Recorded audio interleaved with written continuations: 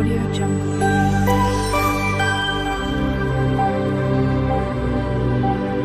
Audio Jungle. Hi అండి, welcome back to my channel. ఈరోజైతే నేను గుత్తి వంకాయ కర్రీ అయితే చేయబోతున్నానండి.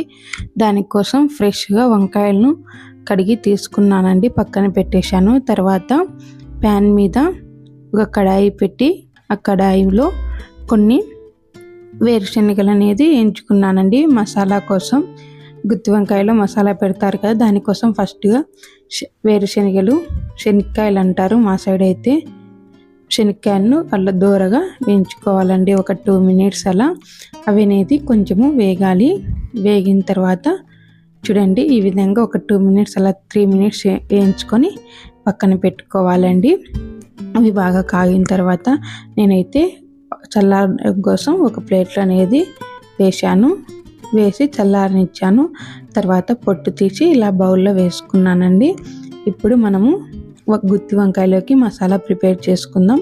ఒక మిక్సీ బౌల్లో మనం వేయించి పెట్టుకున్నటువంటి శనక్కాయ విత్తనాలు, అలాగే జీడిపప్పు, అలాగే కొంచెం ధనియాల పొడి 1 స్పూన్ అండి, ధనియాల పొడి, అలాగే 2 స్పూన్స్ కొబ్బరి పొడి అండి. నేనైతే కొబ్బరి పొడి యూజ్ చేస్తాను. మీకు ఒకవేళ కొబ్బరి పొడి లేకుంటే కొబ్బరి అయినా వేసుకోవచ్చు. చూడండి, ఇప్పుడు 1 స్పూన్ ధనియాల పొడి, అలాగే 2 చెక్కలు వేసుకొని బాగా మిక్స్ చేశానండి. చూడండి, ఈ విధంగా పొడిలాగా మిక్స్ అయ్యింది మసాలా అంతా.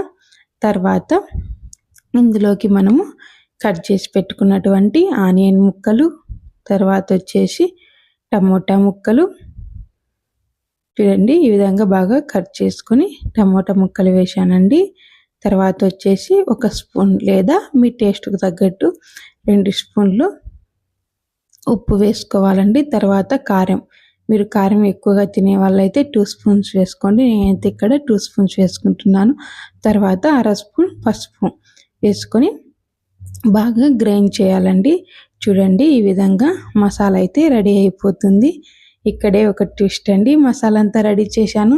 తర్వాత ఇప్పుడు గుత్తి వంకాయలోకి వంకాయలు అనేది కట్ చేసుకున్నానండి. కానీ వంకాయలు అనేవి అన్ని పుచ్చులు పట్టాయి. అందుకు ఏం చేయాలో నాకు అర్థం కాక ఇప్పుడు ఈ కర్రీని ఎలాగో మసాలా వేస్ట్ అయిపోతుందని ఇంకో కర్రీ అయితే చేశానండి.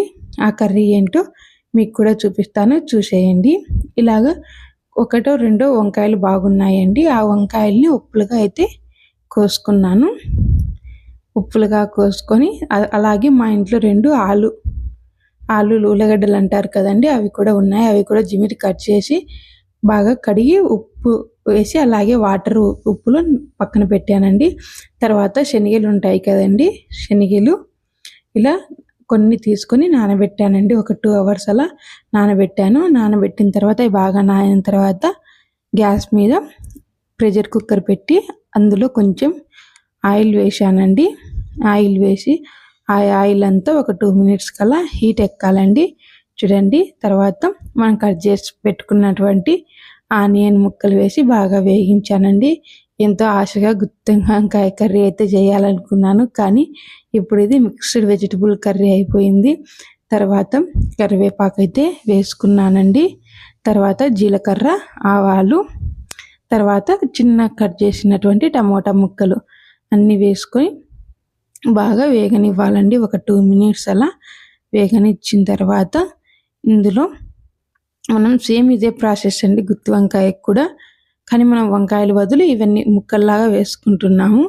చూడండి, ఇది బాగా మగ్గిన తర్వాత మనము పక్కన పెట్టుకున్నాం కదండి కట్ చేసినటువంటి వంకాయలు, తర్వాత ఆలులు వేసి బాగా కొద్దిసేపు ఒక 5 minutes అలా బాగా వేగనివ్వాలండి, మగ్గాలి ఆ ముక్కలు అనేవి.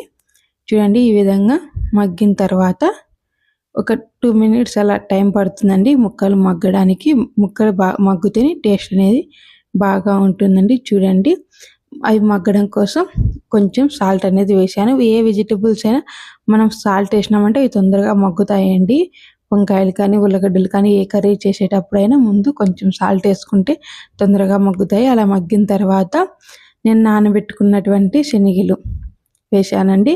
వేసి బాగా కలిపుకోవాలి. 2 మినిట్స్ అలా కలిపుకోవాలండి ముక్కలన్నీ. కలిపిన తర్వాత చూడండి, ఇప్పుడు మనకు అర్థమవుతుంది, వంకాయలను చూస్తేనే బాగా మగ్గినాయని మనకు అర్థమవుతుంది. తర్వాత మనము పక్కన దంచి పెట్టుకున్నటువంటి మసాలా ఉంది కదండి, ఆ మసాలా అనేది కర్రీలోకి వేసానండి. కర్రీలోకి వేసి బాగా కొద్దిసేపు కలిపుకోవాలండి. మసాలా అంతా కొంచెం పచ్చివాసన ఉంటుంది కదా, ఆ పచ్చివాసన అంతా పోయేలాగా కలిపుకుంటూ ఉండాలండి. చూడండి, ఈ విధంగా నేను అంత ముక్కలకి మసాలా పట్టేలాగా బాగా కలిపానండి. ఒక 5 మినిట్స్ అలా కలిపుతూ ఉంటే ఆ మసాలా అనేది పచ్చివాసన అనేది పోతుందండి. చూడండి, ఈ విధంగా పచ్చివాసన అంతా పోయినాక కొంచెం వాటర్ అనేది వేసుకొని వాటర్ని అంతా కలిపాలండి, మసాలా అంతా పట్టుకునేలాగా. చూడండి, ఈ విధంగా అంతా ముక్కలకి పట్టేలాగా మసాలా కలిపుకున్నానండి. మనం కొంచెం గ్రేవీ ఎక్కువ కావాలనుకుంటే కొన్ని వాటర్ ఎక్కువ వేసుకోవచ్చు. నేనైతే గ్రేవీ తక్కువ కోసం కొన్ని వాటర్ వేసుకున్నానండి. వాటర్ వేసుకొని బాగా కలిపాను. కలిపిన తర్వాత ఇప్పుడు కొంచెం ఉప్పు కారం అనేది సరిపోయినాయా లేదా అని చూసుకోవాలండి. ఒకవేళ సరిపోకపోతే వేసుకోవచ్చు. నేనైతే కొంచెం ఉప్పు తక్కువ ఏంటి మళ్ళీ వేసానండి. వేసి ఇప్పుడు మూత పెట్టేశాను. మూత పెట్టేసి ఒక 2 విజిల్స్ అనేది రానివ్వాలండి. అప్పుడు బాగా ఉడికింటాయి ముక్కలన్నీ. చూడండి, 2 విజిల్స్ అయితే వచ్చేసాయి. వచ్చేసిన తర్వాత కర్రీ అయితే రెడీ అయిపోయిందండి. ఈ విధంగా నేను చేయాలనుకున్న గుత్తి వంకాయ కర్రీ, మిక్స్డ్ వెజిటబుల్స్ కర్రీ అయిపోయిందండి. కర్రీ అయితే చాలా బాగా వచ్చింది. మీరు కూడా ఒకసారి ట్రై చేయండి. ఇది అన్నం లేకైనా చపాతీ లేకైనా బాగుంటుందండి. నా వీడియో నచ్చితే లైక్ చేసి, షేర్ చేసి, సబ్స్క్రైబ్ చేయండి. మీకు కూడా